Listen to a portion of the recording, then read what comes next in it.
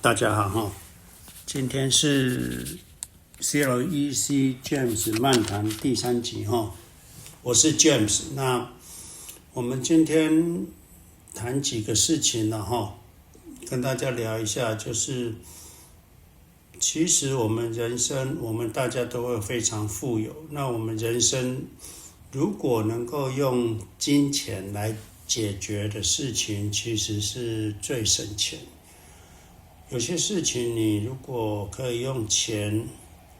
买到方便的话，那你应该是要用钱去买到方便。如果用钱可以买到关系，或者是让关系更好，那你应该是要把这个钱花出去，因为钱最后剩下的也就是遗产而已。可是你如果可以用这个钱来维护一个关系，或者是让你的生活更便利，那要舍得花钱。只要你算一算你的退休金准备够了，或者是你现在开始存的钱足够你未来退休所用，那你现在多余的钱就可以来买现在的好的关系跟方便，生活上的方便性。好，再来就是我们这个 Spotify 跟 Podcast， 其实我是会把留言关掉了哈。那我们的贴文，这是 Spotify 跟 Podcast 的这个CLEC James 漫谈的部分，我会把它都会公告在 X 上。如果你想要留言或回复这个 CLEC James 漫谈的内容，那可以到 X 来留言哈。好，最近还是有些新来的朋友在看我们的影片的时候，对于股票质押，或者是你生活费每年要取 2%、3%， 还有借钱不能超过 20%， 这些过去曾经讲过的一些数据搞不太清楚。这里我稍微把它厘清一下，因为总是有新来的朋友会问这些问题。第一个我还是先讲，就是说提领率 2% 或 3%， 就是你总资产可以用 2% 或 3%， 其实这个是给退休的人，就是说或者是你需要从这个投资资产里面去拿钱的，那看你的资产配置可以取 2% 或 3%。如果你还在上班的，那你上班的工作也是蛮稳定的，那你可以留个1年的生活费，紧急备用金就够了，其余的就全部投入市场 QQQ 就可以了。所以你就留1年生活费，那投资 QQQ， 因为你还在上班嘛，你还有收入嘛，你不会用到这个投资的资金。那有的人就是还在上班，还有收入，可是他想要用杠杆基金，那也是可以的。那你就是一样留1年的生活费，那你可以剩下的资金做433，你买多少杠杆，你就多留多少现金。那你说我就不留1年的紧急备用金了，我就用那个433那个 30% 当做紧急备用金也是可以，或者你做622 20% 的杠杆， 20% 的现金，那 20% 的现金只要超过1年的紧急备用金就够了，那这样子也是可以，你就不用再另外额外再留1年的紧急备用金。那你资金更多的可能就是811，那个10% 的这个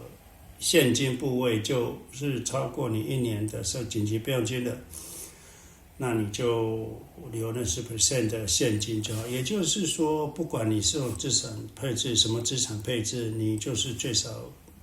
年轻人还有收入的，最少要有1年的紧急备用金。那对于已经退休的，需要从资产里面取钱的，才会用到所谓2%跟3%。那你如果用80-20的资产配置，也就是80%是 QQQ，20% 是现金的，那你每年可以用你这资产的2%。如果你想要拿更多钱过退休生活，那你就用70跟30的资产配置，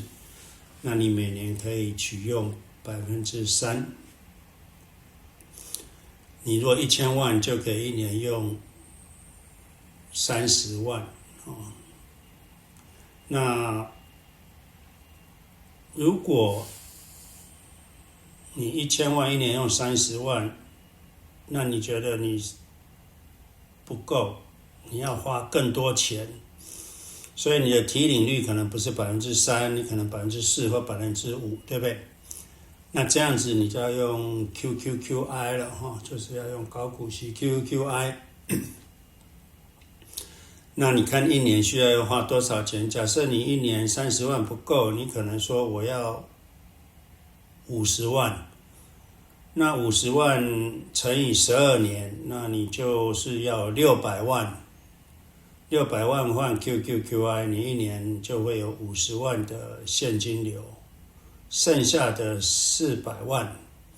你看是用80-20做资产配置这样子所以你提领率超过3%的，你就要用高股息，那年开销乘以12倍，也就是12年的年开销放在 QQI。 我们现在都建议12年啦，不像以前建议10年，因为12年的话，你可能拿到的股息你会花不完，那你就给它投资到 QQQ00662 去。因为市场如果下跌，你的股息会缩水，所以我们多的这个股息的话，就是安全边际了哈。好，再来就是那个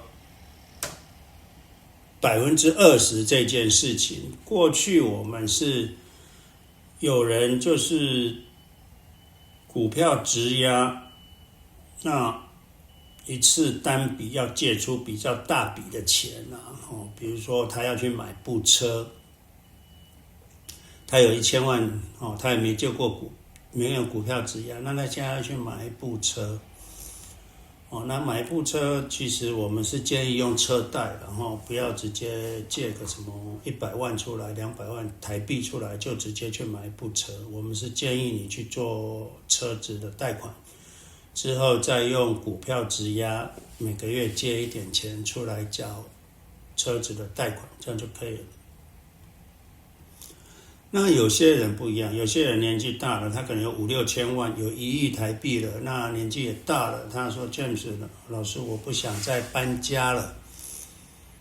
那他想要去买一个房子适合居住，老人适合居住的，那也是可以。那你1亿的话，那你借出来要付这个首付嘛，买房子买一个首付款，那再去做房贷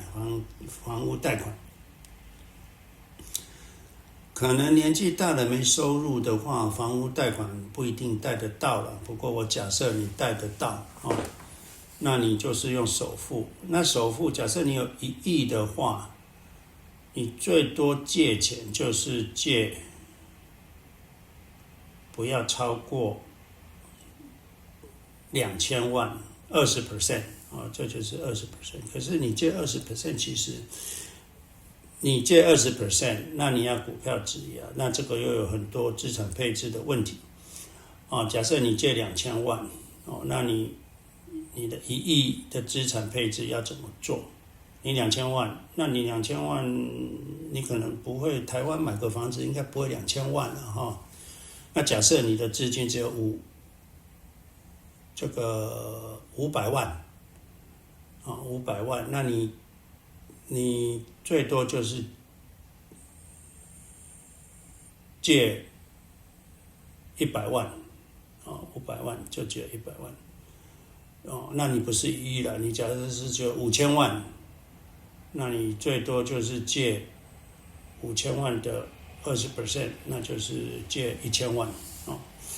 那你借了钱一笔，不要超过你的资产的20%去付你的房子首付，或者是你借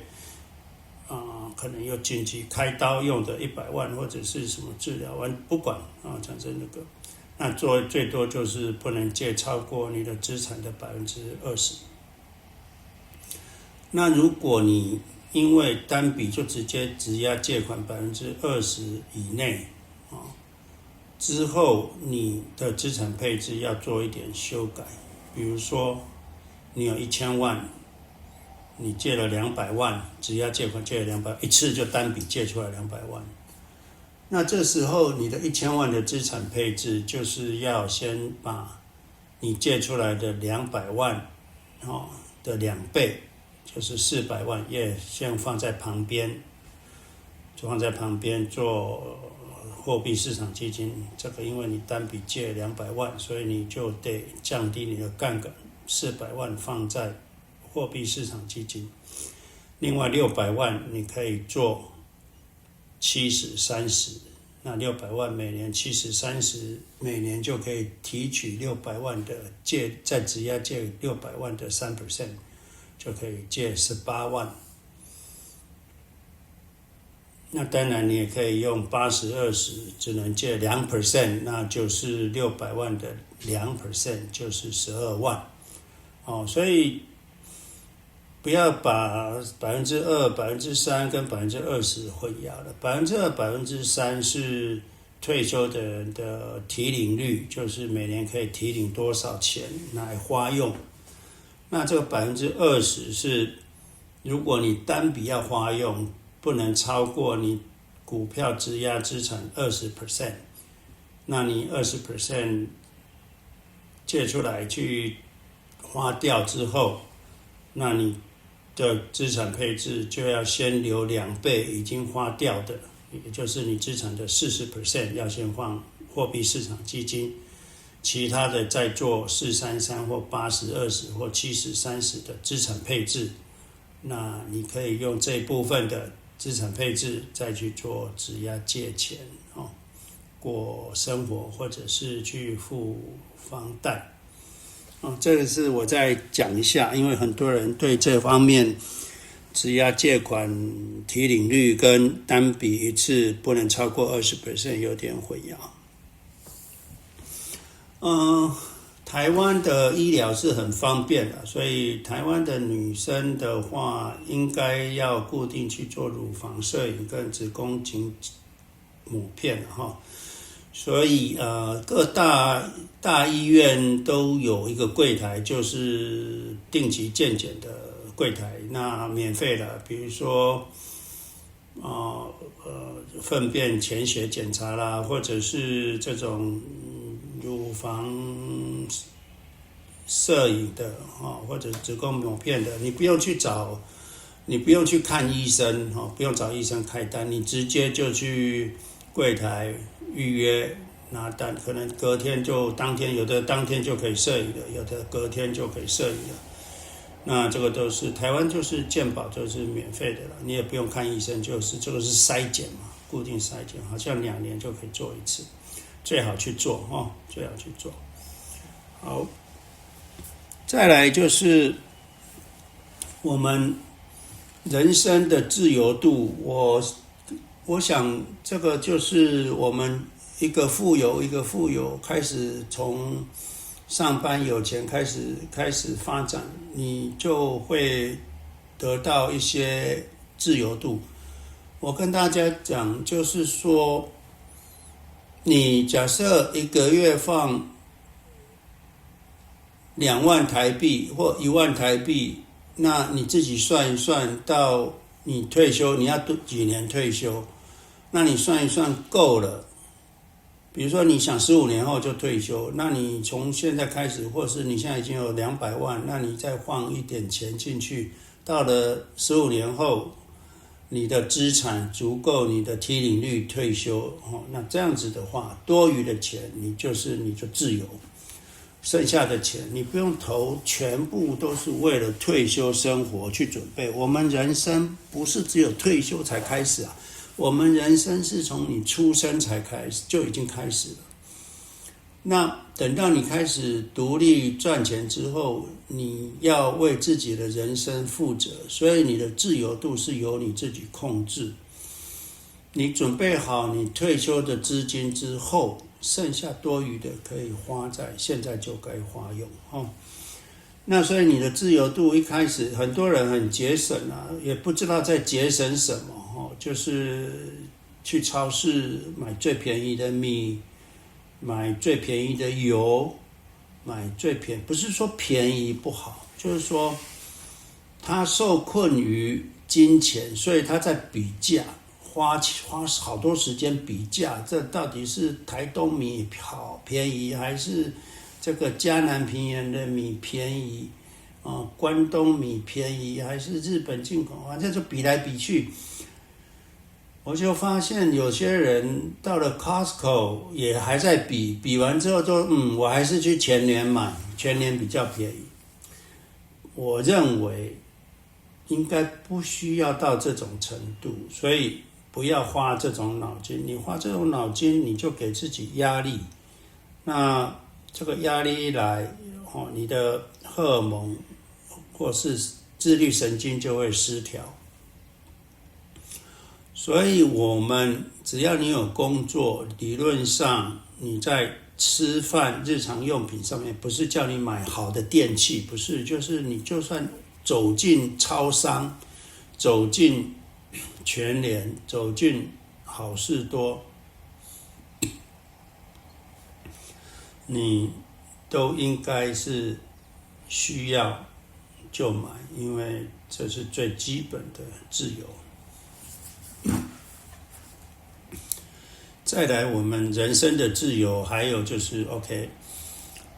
花钱买方便，所以你不一定要开车，你可以做 Uber， 方便嘛。所以你到君悦吃饭，你就做 Uber，到了就下车进去就吃饭，你也不用停到停车场，最后还要拿什么停车代用券。那有时候你去别人家，你找停车位都找不到啊，找到停车位可能1个小时也要60块，你停3个小时180，那跟你做 Uber 不是差不多吗？所以我是认为，如果能够做 Uber， 或者是你有这个自由度，那应该是要让自己的步调轻松。比如说你从台北的 A 到 B 要去开车到 C， 那你直接从 A 就坐 Uber 到 C，不然其实你省不了多少钱。你就发现你在那边省到最后其实省不了多少钱，可是把它自己搞得非常的纷乱，压力非常的大。所以这是另外一种自由度。再来就是旅游的自由度，不考虑钱，你在国内旅游，想走就走，这是一种自由度。还有就是，当然在旅游之前，还有一个就是吃饭的自由度。我想吃就吃，我今天想吃牛排，我就去找一个牛排店就吃，这就是一个自由度。我想请家人吃饭，我就请家人吃饭。就是说，你的自由度，你要做一件事情，不会钱不在你考量之内的，那这就是你的自由度。我希望大家在做任何事情，越来越多很多自由度是不需要考虑钱的。假设你还在考虑钱的话，那你的那件事情就是没有自由度，就是没有自由度。再来就是，我还是在体会共情这件事情啊，就是说，一个留言，一个 email， 还有就是我们在跟人家对话，对方在讲的事情，我们能不能接住？当然你也可以说了，我就不想花这个时间了，哎呀，算了，我人际关系就不要，那也是可以。但可是有些关系你就是想维护嘛，那当然夫妻的关系当然很重要，对子女的关系当然很重要。子女讲的话，你能不能共情？那这个其实很难体会，到底他讲这句话，他希望得到的回馈是什么？希望得到的回馈是什么？如果有一个人说：“哎呀，我上班好累哦，我这个。”那你就是给他的回馈，可能就是上班本来就这样子啊，那这样就可能就没有共情。那假设，那你怎么得到一个共情？就是说，一个子女就说：“哎呀，这个学校这个今天有一个同学他怎么样怎么样。”那你就说不要理他就好了。那这样子可能就没有达到共情。那不要理他就好，他也知道可能就不要理他就好了。可是他跟你讲的时候，就希望有一个共情的回复，不然他每次讲完就你一回答他就3条线，那就没什么好讲的，那他就以后就不跟你讲了嘛，那我也是在揣摩这个共情的这个事情。后来我想到了，可能是这样子，就是说，你如果看到一个人讲话，或一个人的留言，或者是在一个 LINE 群组里面留言，那你想要回复，你在回复之前，可能先想一下，假设这个问题是我问的，那我希望别人怎么回复我，那这样子可能就会达到一个共情的，就是说你站在他的位置去想，我希望得到的是什么？是一个答案，还是一个安慰，还是一个这个解答？不知道。那你如果反过来是你来问这个问题，或者是你就做这个留言，那你是希望得到什么样的回复？那这样子可能可以达到共情。巴菲特有讲，就是说每个人都不要对别人做自己不喜欢别人对你的事情。如果你不喜欢别人这样对待你，你就不要这样对待别人，这就是另外一种共情。那如果有一个问你，那你的回答，你如果想说我是那个问问题的人，那他回答我是希望他给我的是什么东西，所以你先换一个角色，这个讲话，你是那个讲话的人，那你怎么样回应？那当然有的人会觉得哇，这样好累哦，一个讲话就是我还要想一下再回答，这是练习啦，平常你就开始练习，久了之后可能你就会比较能够听出对方的语句里面的内深含义。我自己做的不好了，我常常只会想要讲我自己想讲的事或想讲的答案，所以他问一个问题或一个留言，我就会想说我直接给你答案了，就这样子啦，不要再讲别的我就没有共情，因为对方可能希望我先安慰他，了解他的困难，这样子，那可能答案不重要，答案不重要。共情这个事情不简单。那最好从家庭开始做了，比如说跟配偶的共情，他为什么会这么生气？那我如果是他，我这么生气，那我希望我的配偶是怎么对我？这就是共情。那他要我做一个事，那我如果我如果想要他期望他做一件事，那我是希望他怎么样？那他应该你就是这样做。等等等等，这都是共情，所以你换位思考，你就放在他的位置上来思考。这个用很多，比如说在投资理财，那很多人你在跟他谈，那他不能接受，你就在想他为什么不能接受？你站在他的角度，那他就是怕，他就是担心，那你没办法消除他的怕跟担心，那你讲的话就没有用。所以有时候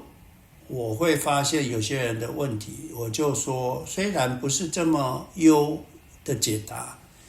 可是他这样子的做法他觉得安心，那我就说没关系，你舒服就好，只是说你觉得你安心睡得着觉的资产配置或投资就好，或者是你要投入的步调，你快乐安心睡得着觉就好这个就是一种共情，而不是每件事情就一定是这样子或一定是那样子没有一定是这样子，也没有一定是那样子这个可能就是一种共情的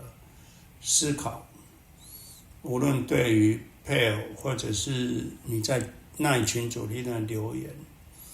有时候过去我都是很直接的，那当然就很讨人厌嘛就是这样子。那因为我就是很直接给你答案，那你就去做就好了。当然如果有一个人一直反复的来烦我的话，那我就不会跟你共情了。比如说有一个朋友，那他写个 email 来，老师我的资产配置这样，我有保险那我还有房地产，那我有个股，那我有年金我除了 QQ 一点点，我还有标普。那我就跟他讲说你房子没有用，最好是建议卖掉，那个个股尽量不要投资，都转到纳指，那标普也不要买，那保险赎回。那对方就会来说，老师保险也很重要啊，那如果没有保险，说万一怎么样那我就说你没有那么多万一，你还是把保险解约了投资可是那个房子，大家不是说资产配置吗？那房子也是资产配置之一啊。那为什么不要房子？那当然你可以知道，这就是新来的同学。可是他不，我说你去看影片，看完再来跟我讨论。他就说老师，那个股也不错啊，我个股的回报还蛮不错的呢。那标普不是波动率比较低吗？比 QQQ 低吗？那为什么不投标普？为什么不投回报率高的个股？那我就3条线了，对不对？那来来回回浪费我太多时间了，我就直接回复说好，你就做你想做的事。那你觉得房地产，人家说有钱人资产，有钱人都说资产配置要有房地产，那你就去问其他有钱人嘛所以我就直接给他踢开。当然我没有封掉他的 email， 可是他如果再来读的话，那我就会封掉，因为我们没有多时间去 deal with 这种，没有办法跟这样子的关系继续连接。所以我们共情不是滥情，共情是我们尽量体会他的心情，他会这样做，会这样想，那我们来跟他想说怎么样子让他能够重新思考。可是如果那么鲁，就是说他就是要找外面很多理由来讲，来支持他的想法，那就不要来问我了。那你就因为你是想来改变我，那就不要来谈了。看起来是想来改变我，而不是想来问问题。那你就会碰到这种关系，那你应该是直截了当就回绝断绝这个关系。所以共情不是滥情。了解吗？好，我想我们今天拉里拉扎就聊这么多了下次有空我们再聊其他的。OK， 好，那祝大家富有、快乐、幸福，拜拜。